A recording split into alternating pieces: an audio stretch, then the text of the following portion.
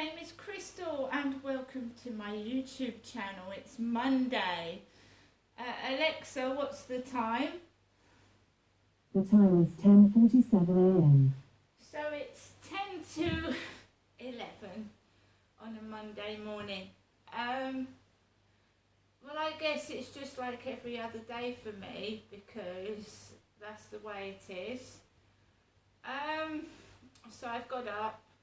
I've fed Max, I've fed my 2 cats, I've made myself a cup of coffee, I've had my banana, as I've written in my diary for the past umpteen years. The same thing, maybe in a different location with a bit more different scenery, but the same things going on. I'm getting older now, and I just want to, move somewhere nice and just relax and have a bit of peace, but I think that's what most people want in life, and we don't always get what we want, do we? So I just plod along, putting up with the lies and deceit, and every time I try to fight it, investigate it, I have a closed door shut in my face or a brick wall where nobody is telling me the complete truth. I know something's wrong, I know something isn't right. It doesn't take rocket science to see that. The way that I'm treated in the doctor's surgery, in the hospital, and everywhere I go is unfair. My human rights are being breached, and I want to know who is instigating it. Because it's cruel. When I was put in a police cell for something I did not do because I called the police officers were watching me, a woman, go to the toilet. And we've heard horror stories from people being incarcerated in cells, and I was completely innocent. I shouldn't have even been put in there, but no one was accounted for it. No one was brought to justice or anything like that. It was just like, oh, it's Crystal, don't bother, don't do anything. That's all that's happened all the way along. I've heard stories about women especially being locked in cells and mistreated, people with ethnic differences, people that some so-called police officers think aren't worth a piece of shit. So they abuse women in police cells and mistreat them. My first-hand experience of being put in a police cell when I shouldn't have been in there, my solicitor said I shouldn't have been in there. The police didn't even know what I was put in there for. I was just a play toy. The police were watching me go to the toilet. They were eating and drinking in front of me. Every other so-called prisoner that came into the cell was given preferential treatment, showers, magazines, food. I hadn't done anything wrong. I'd called the police because I was in fear for my life. I was being attacked and I called the police. But that wasn't the first occasion where I'd been victimised and made out that I was the perpetrator when I was in fact the victim. I don't know where it's coming from. I think somewhere along the line there's corruption, bent people in places like the council and the police that is allowing this bullying and brutality of a woman to carry on. And it is brutality. Watching a woman go to the toilet, watching a woman scream, and watching a woman, all those takeaway delivery drivers that came to the door, someone having their bit of fun, their bit of excitement, humiliating, upsetting and trying to destroy Crystal, and knowing that they can get away with it because the police don't investigate, they don't do anything. And it escalates, it gets worse. Especially the mental bullying first thing in the morning. How are you, Crystal? What a lovely smile you've got, Crystal. And today I went out. I'm not feeling happy. I haven't slept for 3 days since this takeaway incident. I haven't had proper sleep for 3 days, and you know how you get irritable and upset over the slightest thing when you haven't had any sleep. Well, that's me today. That's me, Crystal, today. That's how I feel today. So I managed to go outside with Max, and I don't feel in a good mood. I'm not angry. I feel upset, let down, and I'm not destroyed. The bully hasn't destroyed me. We know this is leading up to May and Charles III's coronation, and it's also my mother Jennifer's 77th birthday on the 14th of May. And I'm not Jennifer, and May is not my birthday.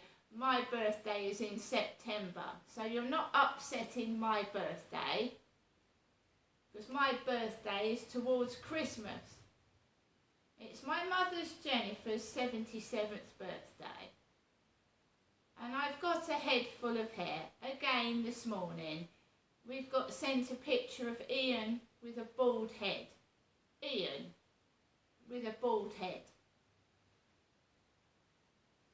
So I goes out my front block of flats this morning. Alexa, where am I located? I didn't find any open orders for Crystal. Alexa, where am I located? You're at 7 Corys Road, Flat 5, Biggs Apartments in Rochester, Kent. Just to reiterate, the Kent police are coming out to Corys Road to see me. I'm Crystal, and the takeaway delivery drivers were coming to my address, not my mum's. They're not upsetting my mother, Jennifer, they're upsetting me. It goes out of my flats. I throw some rubbish in the communal bin. I walk down to Common Creek Wharf. I've got a chap that looks like one of the guys that's texted me on Facebook dating. Dark brown hair, beard, glasses, and he's on his mobile. And he's going, Siri, down the road. Siri. It looks like one of my sons taking the piss out of my other son. I don't use Siri. I've got Alexa, haven't I? Carry on walking, and there are guys all over the place planting plants. So they've got their pots in black pots, like the one that I got off of Amazon. So you've got guys all around Rochester Riverside, Corys Road and beyond, planting plants in black plant pots. And what has Amazon done to me? I've been sent one black plant pot, and it's tiny, and I paid £5 for it. So some jackass, some funny person with a funny sense of humour, has got blokes, two or three men in a lorry, planting plants in black plant pots.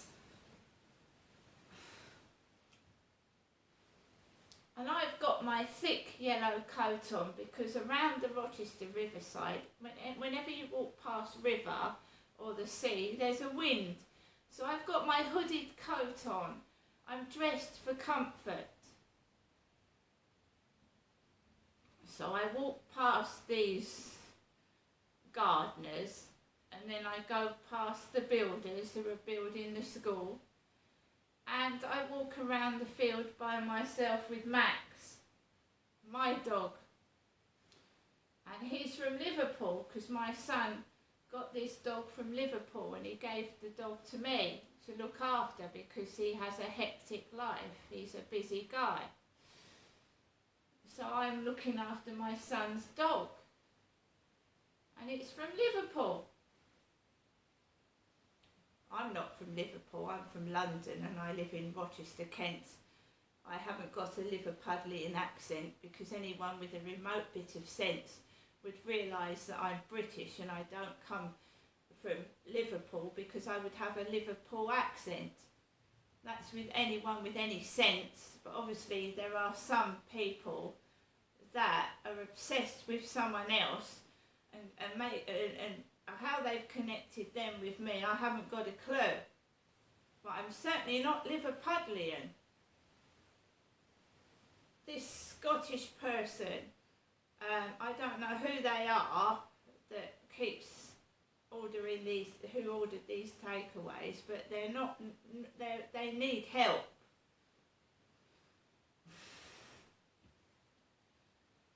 So I walked around the fields and I've come back. I'm just waiting for a bag of compost. And it hasn't come. It was due yesterday. I haven't got a bag of compost. And of course the gardeners have got 20 or 30 bags of compost in white bags littered about the place. I'm a woman and I couldn't lift a bag of compost anyway. That is why I'm having a bag of compost delivered from Amazon. Now we've had someone off Facebook dating tell me that they've got tattoos and I might not really like them.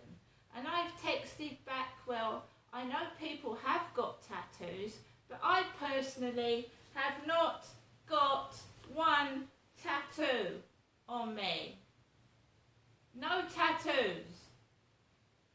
So if you don't like tattoos, you're not remarking on mine, because I haven't got any. I don't know who this person is. They need to be stopped. They're not normal and they're dangerous. Because you not only can hurt somebody with a knife, a gun, you can hurt somebody mentally, keep chipping away at their self-esteem, bullying them, laughing at their tattoos, laughing at their hairstyle, laughing at their clothes, making sarcastic comments can cause someone serious damage. It's about time people realise you don't need a gun or a knife to hurt somebody. In fact, words can cut deeper than a knife. That's a song, isn't it? And that's what it's done for. To cut and hurt and prey on somebody's mind every day. If you've got a problem with me, make an appointment, email me, text me, and we can talk it over. Don't be snipey, bitchy and horrible. Have the guts to tell me face to face what your problem is. See you later.